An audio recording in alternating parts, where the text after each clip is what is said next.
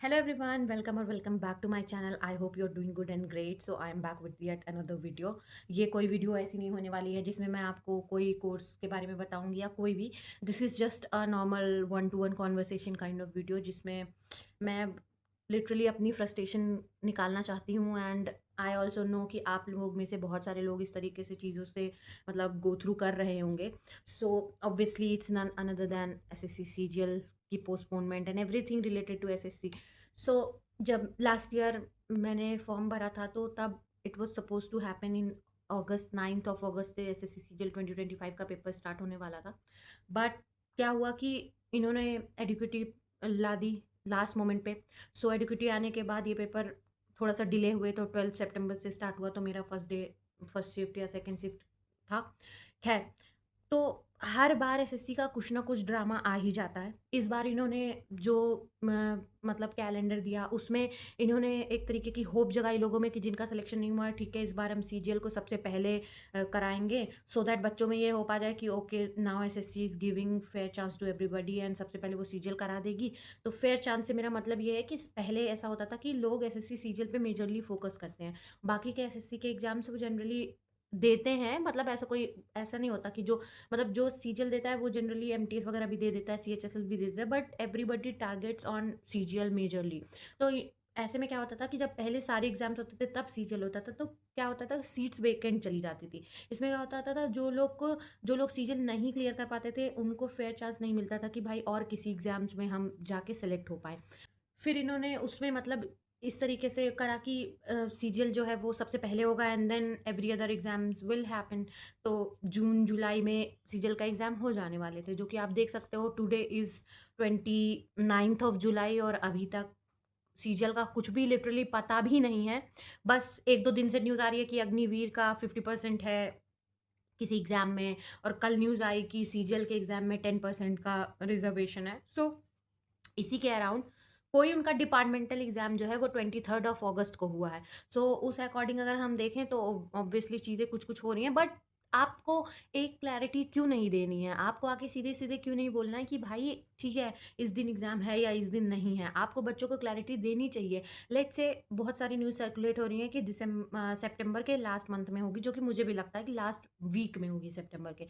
That is 21st और 27 of सितंबर ऐसे ही कुछ शुरू होगा. I don't know, I don't have the confirmation yet, but जो न्यूज़ सर्कुलेट हो रही है उसके अकॉर्डिंग मैं बता रही हूँ. सो आप ये चीज़ आके खुद कंफर्म क्यों नहीं कर देते? क्यों हमेशा बच्चों को जो है यूट्यूब के टीचर्स के ऊपर रिलाई करना पड़ता है या कहीं सोर्सेस, कोई भी रैंडम सोर्सेस के ऊपर रिलाई करना पड़ता है?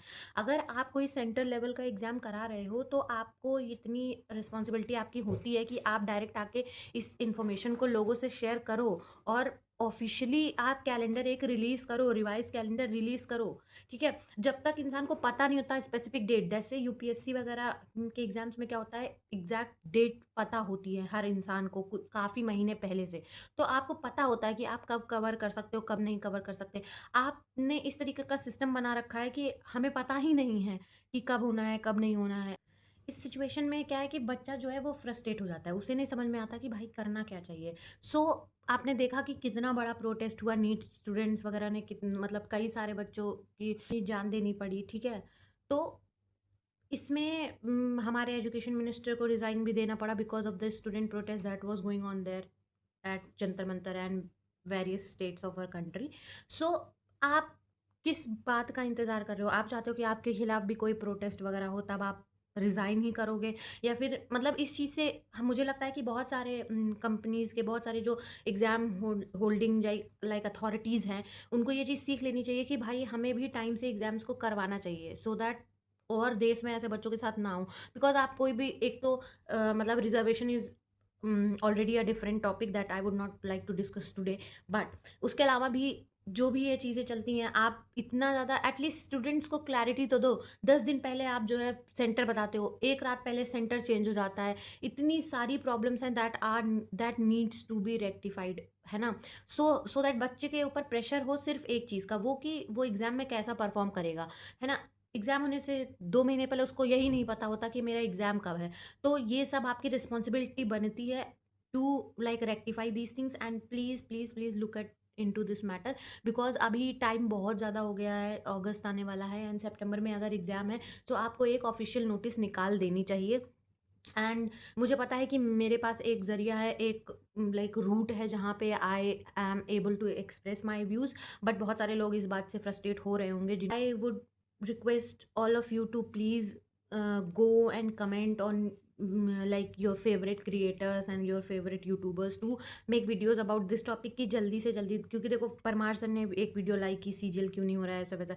ऐसे जैसे जैसे सारे टीचर्स और यूट्यूब पे लोग वीडियोस बनाएंगे तभी जाके कुछ प्रेशर पड़ेगा, तभी जाके लोग मतलब हम जो अथॉरिटीज़ हैं वो इस चीज़ को नोटिस करेंगी। अदरवाइज हर चीज़ को वो हल्के में लेते हैं एंड इस चीज़ को भी लेंगे, but they need to conduct exam very very soon, because बहुत ज़्यादा टाइम आपने आपका एग्ज़ाम डिले हो गया, जून जुलाई से ऑलरेडी वो अगस्त आ गया है, बट फिर भी आप उसकी अथॉरिटी नहीं लेते, कोई भी अकाउंटेबिलिटी नहीं लेते हैं कि आपका एग्ज़ाम क्यों डिले हुआ। आखिर में स्टूडेंट्स वांट टू नो, हमें पता होना चाहिए, है ना, हमने फॉर्म भर रखा है, हमें हमको इतनी मतलब हमारे अंदर इतनी पावर होनी चाहिए, हम इतना आंसर तो वो करते हैं ना कि एग्ज़ाम क्यों डिले हुआ, किस वजह से डिले हुआ, और डिले हुआ तो कब तक होने की प्रोबेबिलिटी है। आप एग्ज़ाम सडनली डिले कर देते हो and there is no topic to discuss about it.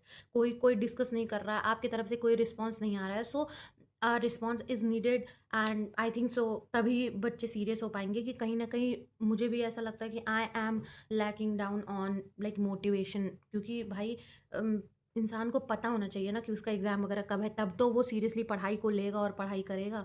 So yes, that was it, that was literally the raw and unfiltered version of me expressing myself about these SSC exams. And yes, that was it for this video. If you like this video, तो please जाके अपने creators को भी comment करना कि वो इस बारे में वीडियो बनाएं। And yeah that was it. If you like and subscribe, please do like and subscribe to my channel. Bye.